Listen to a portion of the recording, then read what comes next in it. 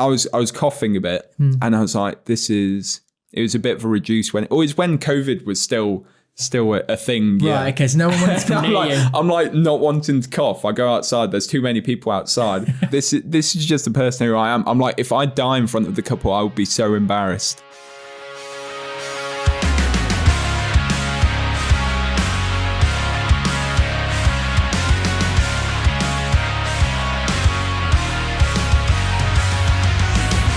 Hello and welcome to the Videography Network podcast. Today we have a very special wedding edition and my guest is Jasper Alyn Stephens from Yellow Glove Productions, an award-winning wedding cinematographer. Oh, that's a very nice intro. Thank you for having me on. We've worked together many times on both corporate and weddings in the past. Yeah, our most recent wedding was on a train. Well, I tell you what, one of my questions was going to be, what is the most unique wedding that you've ever filmed? I don't think it's going to top the train. It's not? I didn't, what was it? They had the ceremony on the platform. On the platform, yeah. And then for the rest of the day, we were just sort of going between the stations. Yeah. The Great Central Railway, which is one of the oldest steam trains in the UK.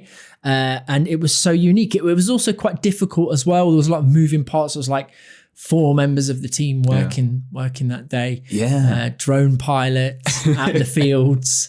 It was brilliant. It was brilliant. Lots of fun. Yeah, it really was. And they absolutely loved the video. Yeah. The only thing I would say was filming on a train in a carriageway full of people was a challenge because it's not like there was much space to maneuver. Yeah, I feel like that was the most sort of interesting challenge to overcome. Yeah. Just because obviously it's a smaller space. It's better than the cross country train though, because it's sort of a wider carriage. Yeah.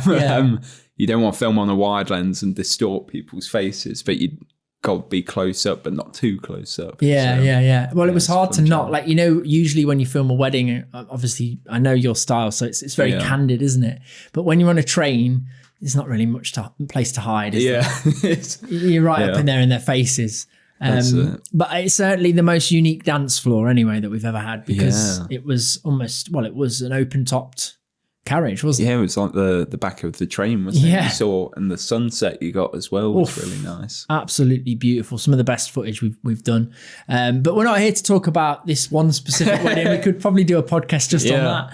But this is the wedding edition of the Videography Network podcast. And I know that you do both, but I want to focus more on the wedding side of things. But to start with, tell me, how has it been marketing yourself for both corporate videos and weddings? Is it difficult? How do you get around that? It's interesting because I've been into weddings for so long. I started out when I started doing video. I started doing business promos, and then my partner said you should go into weddings, and I thought, what? Like what? I'd only been to one wedding in my life, I think, and I didn't see someone doing a video there, and I just started looking it up, looked at all these people in America doing these super emotional videos, and I was like, oh wow, that's like I like a good challenge. So are you an emotional guy? I don't know, like I feel I can construct an emotional edit quite well, but I feel like I'm one of those people where it's it's all business to you. It's like hard to express anything, and then it's just can't convey feelings well enough. Like any man, I think. But I know that the sort of benchmark is that if the bride and groom watch it and the bride cries, then you've done your job well. Well, that's it. It's feedback like no other. I always say to everyone, I've only had one corporate video where the client cried, and that was good tears. But every time we send a video, it's just such a nice response, so different to anything else as well, because it's so personal. And on the day you'll learn what means the most to that couple as well, so you're sort of looking out for little things. So whether they mention something in the speech about a certain relative or certain thing that's there on the day, a certain place they went to, and you incorporate in that into the video. So you're kind of picking up throughout the day little hints, like the vibe of the bride. That's it. Stuff. It's you can plan so much, and we do. In the consultations, asking what's special to them on the day. But I feel when it gets to the day, there's so many more things that you've got to capture and include and just make sure gets in the video, and all in a short amount of time. Yeah. I mean, it's a long day, but it goes so quickly, not just for us, but for the bride and groom as well. So I totally get that. What are the pressures like? What's the pressures the same between the two shoots, or is there a different type of pressure? I'd say a wedding. Now we've come back to doing corporate video. It was like having to relearn everything about setting up. Yeah. Like first corporate shoot, I'm sort of rushing around like, oh God, I've got to set up this and this. And I just realized now I've got the whole day, or I've got like a whole hour to set up really. Yeah. So it's weird having to relearn that side of things take your time setting up, but still getting that level of emotion with a corporate video. Absolutely. And I guess with weddings, you don't get that allowance of time. There is no time. No matter how much planning and pre-production you do for a wedding, essentially the day is always going to be stressful time. You're literally working to a schedule that's never really on time either. So what kind of pressures are there with a wedding? I mean, if something goes wrong, like, how do you deal with the pressure there? Yeah, it's if something goes wrong, you sort of have a mini heart attack, but you just get on and deal with it. Yeah, that's why we've always got backups of things. Backups of your backups. Yeah, and we've audio wise, we're always thinking, what I had a wedding, and just on the last speech or halfway through the last speech, the mic got accidentally turned off. Right. It was like such a strange occurrence, but luckily I had a backup, so I rushed and put that on the table. But it was, it's just making sure you've got backups of backups. Yeah. And being prepared for any 1 in 100, 1 in 1,000 situation. I mean, essentially, you can't get them to redo the first dance or anything, can you? It's just always, it's always a nightmare. A recurring nightmare I have, like sort of turning up late to a wedding and things like that. Yeah, oh well, that is, it's something you can control in a way. But I do remember speeding through the countryside looking for a church that just wasn't turning up on my sat nav, and also I couldn't get any internet. It was in the middle of nowhere in like the Norfolk hills, and luckily I just saw a spire in the distance, and I just drove towards it. I think I was driving my little Citroen C1 at the time, so it was an absolute nightmare, like cutting through tractors, fields and stuff. But you just reminded me, actually, one wedding that we did together. We've done quite a few weddings together. Yeah, we have done, And we've got one coming up in Lisbon as well. Oh yeah, this is the first exciting destination wedding for me. Is it for you as well? No, my first one was Hawaii. That's one to start. I peaked from the very beginning. The only way is it was down from here, unfortunately. Sorry to any destination weddings out there, but the Hawaii wedding was incredible. Like, I mean, for obvious reasons, it was ridiculous. It was there was a lot of travel involved, as you can imagine. It took 2 full days to get there and back and stuff. So it was a big commitment, but it was a once in a lifetime opportunity. Like I'm really and the grateful video was for beautiful as well. I remember you showing me like the drone shot on the waves. Yeah, the drone shot was incredible. Luckily, the groom that we were working with actually used to have a wedding video business himself. Oh, really? So he knew what to expect. So when he was up on the cliffs, to give the listeners some context, we were filming a drone shot with the bride and groom on the edge of the cliffs in Hawaii.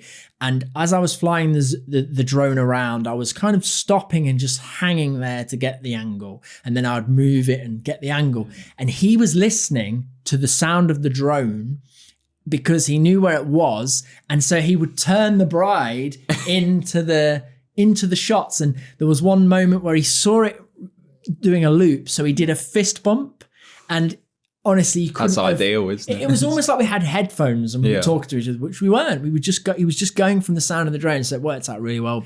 In terms of sort of branding and marketing a wedding business, like where do you get most of your leads? When we did it previously, we had before I launched my own business, I worked for somebody else who also had corporate and weddings, and it was a little bit like, let's see which one flies. And actually with in that instance, both of them did extremely well. The wedding business was absolutely booming at one point where we had to bring in somebody just to run the wedding side. And I'll tell you, it was 99% word of mouth at that business. There was literally one wedding that we went to. Funnily enough, we ran a competition. So we did a wedding fair and we said from the stand, you can enter a competition to win a free video. The winner of that free video, we filmed and they were absolutely delighted. And then funnily enough, off the back of that video, we filmed another wedding, which was a couple that were friends at the wedding. And off the back of that, another wedding. And we basically ended up seeing this original couple about 6 times through the history of that business. So how important is word of mouth? I think word of mouth is, do not rely on word of mouth. Right. I think that's the number one rule I've found. Imagine that word of mouth is never going to happen to an extent. Yeah. Maybe not. Imagine word of mouth is like just your least reliable source. Yeah. Because I think that makes you work harder in terms of customer experience, just making sure that couple have a good time. Yeah. And working harder to build your website ranking. Yeah. I think that's the number one thing for us is our website ranking. So in terms of incoming brides and grooms, I keep saying brides like they're in charge of it. I mean, it's just from experience. I'm not being sexist, but in terms of incoming leads for your wedding business, then where do they come from? I think it's mostly Google, a couple through Instagram, mostly Google and word of mouth. There's a lot of word of mouth. But like I said, if you're starting out, I do not think that word of mouth is going to happen. It's going to be reliable. It didn't for me for a while. Right. So whether that's something on me. I mean, you'd have thought maybe, but I think maybe it was we just got lucky then at the old company because they just so happened to be maybe a big group. And I think it was a big group of youngsters that were all in couples. And so we just hit the jackpot. I've had couples that have recommended me to 10 couples, but I've had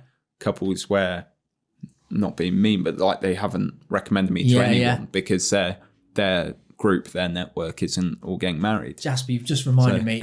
How bad does it feel when you see a friend getting married and they post the photos on Facebook and you see a videographer in the corner? I mean, it blows my mind. It happened to me at the weekend. I was heartbroken. It's tough. It's tough. It should have been me. Why is that not me? But it's strange because I think people on Facebook, this is why I'm saying, don't rely on word of mouth. Yeah. Because a friend will get married or they'll be asking around about wedding advice or stuff like this and they'll just forget what you do. Yeah. Because you haven't posted in a while, you haven't marketed for a while, or haven't really pushed your brand on social media, anything like that.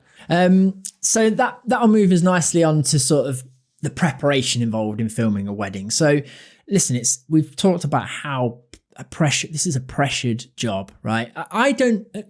Firstly, do you feel the pressure? I don't feel the pressure at a wedding. I think I do to an extent. I don't. I've worked with you a few times. You don't come across like you're stressing out at any point. And I've worked with others that it's like, Jesus, shut up. Like they won't stop. Like overcomplicating things, making things like a big deal constantly. It's almost like there's a checklist, and it's I get that. The one thing I hate is people who turn it into a video shoot or a photo shoot because at the end of the day, we're there to just capture what's going on. Yeah, it's not like they've booked him for a photo shoot or a video shoot. They've just booked us to document that. That's how I see it. Anyway, so I take that any pressure. I'll go with over what the couple wants in their video. Yeah, and I have to remind myself that they've seen my style before. So they trust you. They've seen your work. They trust that you know what you're doing, and they leave you to it. I mean, we've all had the odd couple that are a little bit more hands-on, and that's fine. Whatever you want to do with me, I'm yours for the day. But I know what you're trying to say. Yeah. Sometimes you just have to believe in yourself and just go out there and do what you do. I think that's it. But I think some of the best work is created when you think you've got that sort of imposter syndrome thing, and you're like, you need to prove it to yourself. Yeah, that's it. I think the pressure. I think stress just shows, not stress, but like feeling that pressure just shows that you care. Yeah, I think there's always pressure there, but I think the more experienced you get to the point where, look, I'm not going to let this bother me. I'm just going to do my thing. of course, the ceremony, there's always a little bit of a rush just before, isn't there? You're like, come on, I just want to get this over with. I mean, how good does it feel once you've done the ceremony and the speeches? Like, they're the only things really where... That's it. It's once the ceremony's over, especially, that's when I feel quite relaxed. Yeah, same. And I feel like I can really get in the groove of the day. But before that, I always feel because the bride can be quite tense, and you'll see the groom sort of pacing up and down, and I think everyone there's stressed. On edge. Everyone's there stressed, and I'm usually the calmest. I'm like cool as a cucumber, whilst everyone else is stressed. And I don't know, maybe it's just me, but I always feel like, look, I've done this 1,000 times before. I know what I'm doing. Yeah. I even say, and I probably shouldn't, I feel like I can film a wedding with my eyes closed now, because it's the same thing every time. You just have to, maybe that's... I always say weddings are the same but different, because they are just like, it's the same, like you're getting married, you're doing speeches, you're having a first dance, but it's what sets you apart is just who you are, the couple, what stamp you've put on the day. Absolutely, yeah. And then also when you've ticked off all the boxes that, the sort of the important stuff, then you can relax and actually get really creative as well. Yeah. I find that comes naturally to me as I'm sort of, right, okay, now I can relax and let's see where the creative juices go. Yeah. And of course it's down to venue and it's down to the couple, because you can't always, sometimes they're not going to give you anything, and that's fine. Sometimes the couple is, how do you find, how do you get around it when the couple are not very romantic or very touchy-feely or a bit shy? I sort of, that's one of those things where it's another challenge on the day. Yeah. And if they don't want, I've had couples where I've said, and do you want to do like a kissing shot? And they're like, no. Yeah. No, we do not want to do that. We find it cringy. We don't want to. But I'm open to any suggestions, and I think as long as you get them holding hands, walking in slow motion, and that's the romantic stuff ticks, because they're on their own apart from us capturing them. But I find most stuff comes out quite nicely if they're having a conversation. But then on the other hand, you sometimes get couples that won't leave each other alone, and then it's like, yes, come on. Yeah, I've had it recently where it was just such a nice day, a nice couple, and it's just impossible to be like, okay, you need to go back inside because you're going to miss your own speech. Yeah. Get off each other. Come on, we've got stuff to do. You youngsters, what are you doing? So listen, it's a long day, a wedding, a very long day. Proper. It does go fast, but you also need to know there's probably people out there never done a wedding before, and I think between the two of us, we might have some good top tips for how to get through the day. So the floor is yours. What are your top tips for getting through a wedding? Have plenty of batteries. Know what your battery limitations are. Absolutely. Because I remember plug sockets. Where's the plug sockets? Yeah. My first wedding, I just remember I bought loads of batteries for it, because it was like I hadn't been to a wedding in years. I was like, how long does it even go on for? So I'm just buying all these batteries, expecting not to be able to charge anything, but it's fine in the end. So just know your battery limitations. And if it's your first one, just get to know the couple, get them to trust you. Maybe do like a pre-day shoot. Yeah. Or even a meeting. I don't know. If it's your first wedding, like my first one that got booked in was quite far away, so I didn't go to the venue, but I did a phone call with the couple. Right. Now everyone's used to Zoom. Definitely just do a Zoom call with the couple. Yeah. A Zoom before booking in maybe as well. Just explain if it's your first one, that is your first one, and what they're expecting, or just say what your capabilities are. Yeah. So some really good points there. Mine are comfy shoes. Yeah. So I know you have to be smart, and I'll always try and dress smart, but the shoes, I wish I could wear my Nike Airs sometimes. Well, I've started wearing, I've got like some sort of fancy running shoes now. Right. Which are all black. Well, no, they're sort of, I've met a lot of people recently, and I think it's been since post-COVID. Yeah. Everyone's just like, look, we're working today. My shoes need to be comfy. Yeah. So people, I've seen people like, I'll wear a shirt black trousers, and then like those shoes sometimes, or I'll wear like my Docs somewhere now because they're pretty comfy. Also, sometimes you end up trudging through fields and stuff to get those sort of, holding hand shots. I know that I ruined a good pair of my leather sort of smart shoes before as well. Yeah. I think that's a good point. But get comfort over fashion, I think, in my eyes. The second thing is to keep hydrated. Oh yeah. Because you will have a lull, and there'll be that moment where you have your. For me, it's a Diet Coke just after the ceremony with ice and lemon. Oh, there's nothing more refreshing than that. Obviously, bottles of water, energy drinks, things like that, coffee. Yeah, I just love that. It's either post speeches or when they sit down for the meal if they're doing speeches after. Yeah. But that first sip of coffee. Yeah. I just go straight to the bar. I'm like, you got any coffee? Yeah. Supplies, Yeah. We've done a few TP weddings where there was no coffee machine. I was heartbroken. Yeah. I was like, how am I going to get through this? It's a tricky one. Let me tell you this. The other one is a big breakfast. Yeah. Because you can sometimes end up not eating until 4 or 5 o'clock. No, sometimes I had a horror story of a canapé. I don't know if we're going to go through horror stories. We can go through horror stories. Well, some canapés, lovely wedding, beautiful food. They're really big foodies, so, just the best food. And one of the waitresses, she obviously knows about weddings, no suppliers are there for a long day, so she's sorting me out with some canapés and she keeps going over with this quiche, and it's really lovely. And she keeps coming over. I'm like, yeah, it's lovely. And you overdosed on quiche. Basically, I didn't have enough water, so like my mouth's quite dry with quiche at this point. Yeah, start choking on the quiche, and I'm like, being this is just the person who I am. I'm like, if I die in front of the couple, I would be so embarrassed. Yeah, and I do not want to ask for help while choking. Gravestone. Yeah, and like all these people around, I'm like. I was coughing a bit, and I was like, it was a bit of a reduced when, or it's when COVID was still a thing. Right, okay, so no one wants to near you. I'm like not wanting to cough. I go outside, there's too many people outside. I'm sort of coughing. So you just choke to death instead. So basically, I just go to the bathroom, like just cough this quiche. There's tears in my eyes because it was so, honestly, never experienced tears in my eyes. I'm choking on this quiche. Quiche is quite dry though. Oh yeah. I mean, what were you thinking? And she came over to me again after I got out of the bathroom. I was like, I'm done. I'm done on quiche for the day. So yeah, be careful with canapes. That's what advice you should take away from that.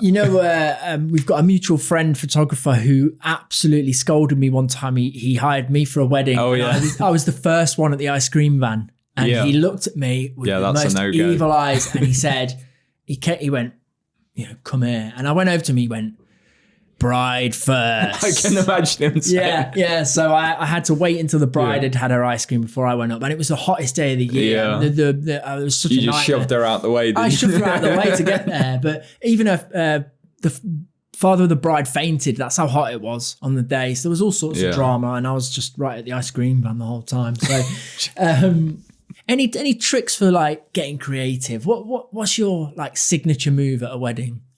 I always like to stick with the same lens for like 80-90% of the day. I really enjoy my 50mm lens.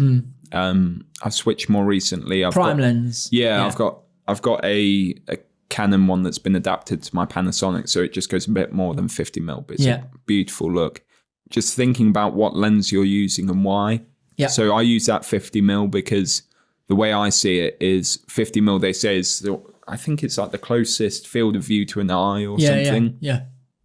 So with that, I see it as we're observing the day, whereas a wide, it sort of takes like a guess. Yeah, that's it, and it takes it out of it if you start using wide lenses on the couple, which has its time and place. I'll use wide sometimes, but 90% of the day I'm on that 50mm. And you reminded me of a few wedding edits that I've seen in the past, not yours, but I've seen some in the past where they've used a lot of drone, and it's been almost too much because personally, when we've filmed a wedding, I will maybe use the drone just for like the establishing shot of where we are, but maybe only once. I think it's got its uses, definitely. Just think more about how you're telling the story of the day. And I don't know if you do it, but edit in your head, sort of when you're thinking about it. The shoot. Which is something I want to do more of. coming up this year is just getting the edits turned around a bit faster because it's so fresh in your mind then. That's not a bad shout. Yeah, revisiting, 100 gig of wedding footage, and it can 3 or 4 weeks later. Can certainly not help. That's it. Well, we're finishing off the last couple of last year's weddings at the moment because it was such a busy season. It's ridiculous. It's about probably 2 years worth of weddings in 4 months. Wow, it's just crazy, amazing. And what's the feedback been like? It's been good, but we've had to say to couples, thanks for your patience.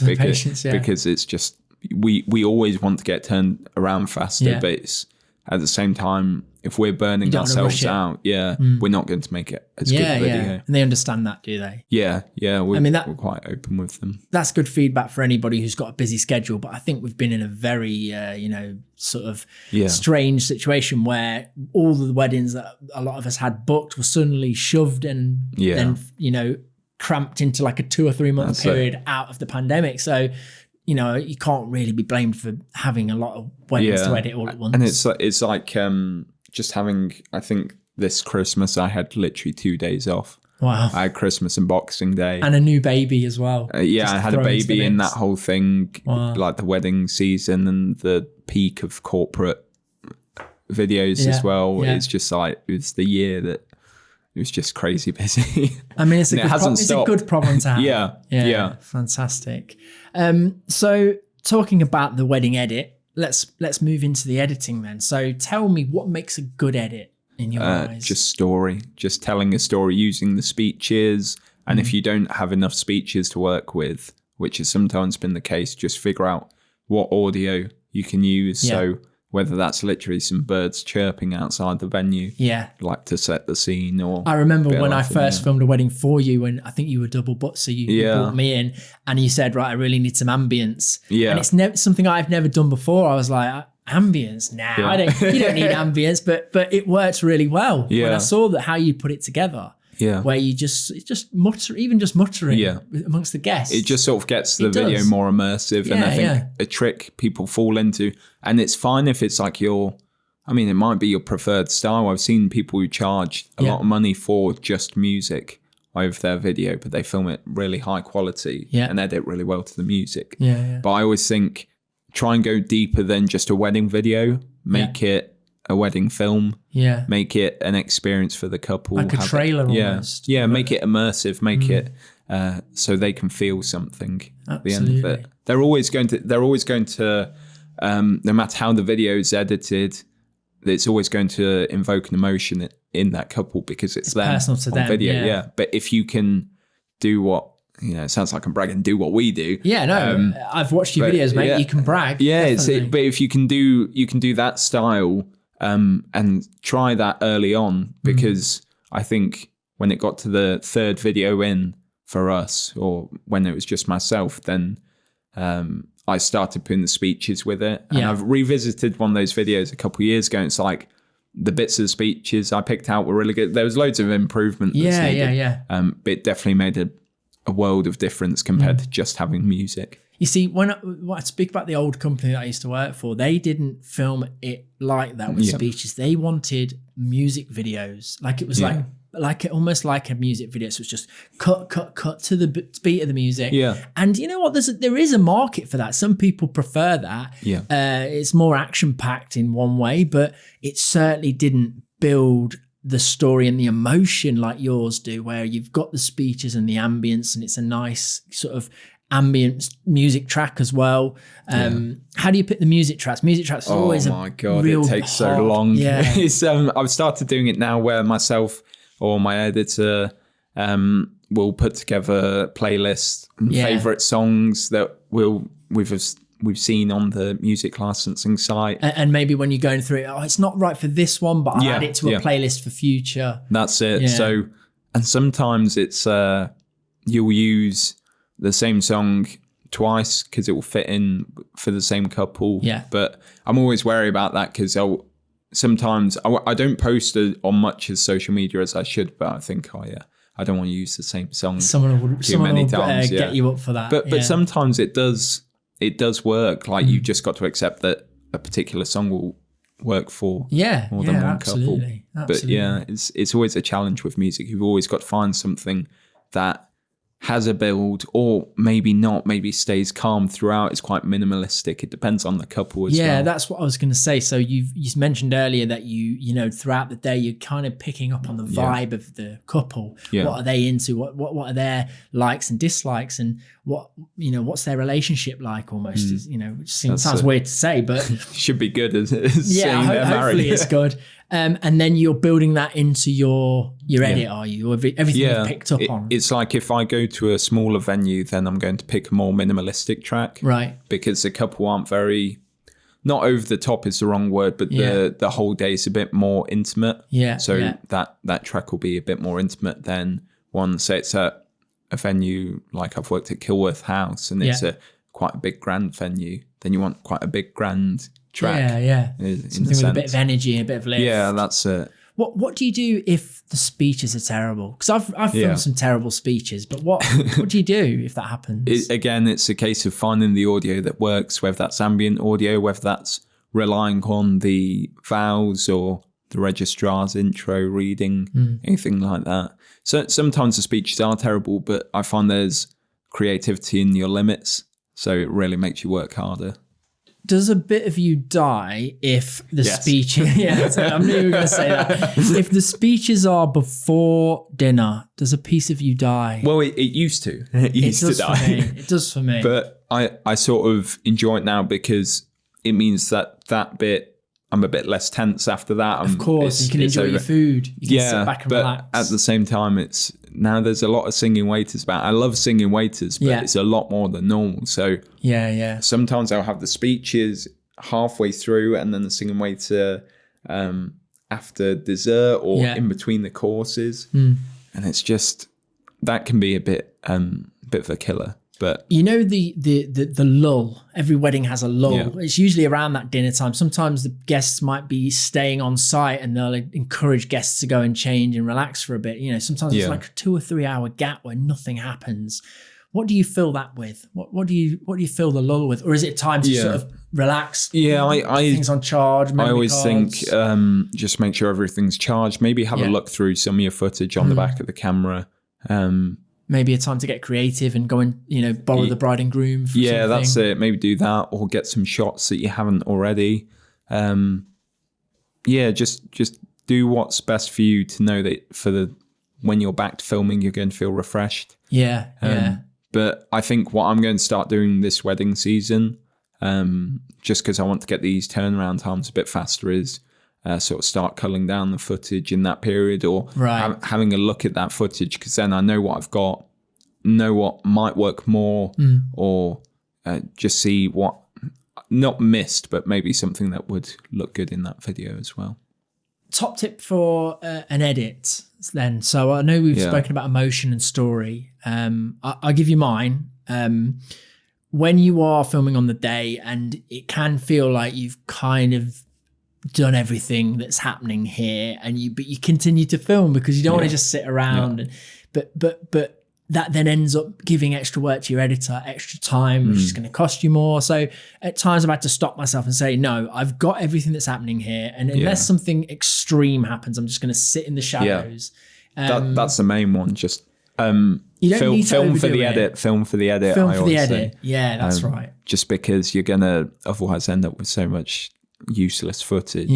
How do you find working with an editor then? Because I always used to film and edit them myself, and now I think we're in the same boat where we film and then sometimes an editor may take that on for us depending on the schedule and stuff. But what's a good tip for a videographer who's got an outsourced editor or an internal editor? So I read recently that you'll only get better if you edit your own footage. Right. So I'll make sure that I've seen the footage or gone through it a bit. And added notes, maybe. Yeah, and added notes, or just like set up the project file. Deleted all the crap. Yeah. Just get rid of it. but it's quite nice because sometimes an editor will have a different perspective on the day. Yeah. And notice things that you didn't. Yeah. One thing that worries me is I'm a long shooter. So I sometimes film something for 2 minutes. Yeah. You know, like when you're holding on. Yeah, and you've got to go through a take to find the right moment. And you're waiting for someone to smile, maybe. Yeah. You've got a beautiful shot set up, but they're not smiling. Yeah. But you know, as soon as you stop recording, they're going to smile or laugh or do something. And so you hold it and it's 2 minutes long. And then you think to yourself, the editor's never going to watch this. They're just going to assume this is a miserable looking person and just move on to the next thing. Yeah. So I always make sure, look, if it's a 2 minute clip, even if you just speed it up, skip through it, whatever you want to do, there is a smile in there. So sometimes I'll say if I'm recording, sometimes on corporate shoots as well, I'll say if it's recording audio and it's just a shot recording an object or something that doesn't need the audio used, I'll say in the mic on the camera some notes for the editor. That's a very good point. And I'm sure Andy, who's listening in, knows that there's been many times where I've gone, hello Andy, this is Adam speaking. There's a lady here. I'm just waiting for her to smile. There it is. Okay, see you, bye Andy. One of my main tips, which I only started doing last wedding season, and it's not necessarily just a time saver, but it will help you edit so much better. Yeah. And basically, you've got to buy my 30-day course for £5,000. Not one of them. You're not having me on that. No, it's the number one thing I do now is get the music track. Once you've decided what speeches you're going to use, no matter how long, if that amount of speeches runs to 10 minutes, 15 minutes, 5 minutes, just pick all the potential things you can use, put the audio track in, then figure out what order you want things in, match it to the build of the track. I edit the first part of the video without even looking at any video. I just listen to it because you should be able to. And sometimes I'll watch a highlight video back with my eyes closed because I'm listening for things in the audio. Yeah. And then from there you can drag and drop the relating clips. Yeah. And you can do things like transition on audio. There's so many things that when you're really into your editing, you'll understand how to construct a video better. We were speaking on a previous episode about how important audio is to video production, and it's no different for the weddings. You know, it's massively important, especially if you go with the approach of using those speeches to sort of build the emotion. And I don't think there's anything better if you want an emotional video, you have to include those speeches in there. Yeah, I mean, when we first started, it was like back my first wedding, I only had one Zoom recorder I was able to put on the table. So you had to like keep switching it between. So I had to say to the top table, like whoever's speaking, just put this near them. Yeah. It wasn't so even painful. But at the time that was all I knew. And then I got into like I bought some really good mics and they record backup tracks at the same time as recording. Yeah. So audio is super important. Massively. I think just keep learning, doubt what you do every second in a way. Reflect on things and always see how far you've come. Yeah, but I always see it as it's a game that you've got to complete. But whether the end's in sight, I don't know. It's a tough one, but just always learn, always improve. Absolutely. One other thing that I think we should mention as well. So a lot of the weddings that we get booked for, I always push for a second shooter because you know as well as I do, a wedding is a two-man job. I know there's not always the budget, and when you're first starting out, essentially it will be just you, and you will have to get multiple angles and make it look like there was 5 or 6 cameras there on the day. But essentially, I've started to really push that every wedding I need a second shooter. It gives that fresh pair of eyes. You know, when you feel like you've missed something as well, or you haven't quite got something. You know, the other person's always caught something that you haven't from a different angle. And also, a lot of the times in the church ceremony, you are trapped. You can't move from the front. You know, there's been very little time that you've had that, availability. So, yeah, that's another little tip that I'll throw out there. But Jasper, thank you so much for coming on. It's been a pleasure having you. Thank you for having me. It's been great, and hopefully there's some useful nuggets of information there. Without doubt. If I was starting out where I was, if only I could listen to this podcast back when I first started, it would be so helpful to know those little tips. Saying that, just on a quick note, one of the like the top videographers, wedding videographers in the world. There was one podcast he did, a guy called Ray Roman, and there was like a particular episode. I just remember before my first wedding listening to that over and over again on repeat. Yeah, and just making notes in your sleep. Hopefully, I've done the same for someone else, or we've both given some tips for whoever's watching. Yeah, we could literally be inspiring the next generation of Jasper and Adams. Scary thought.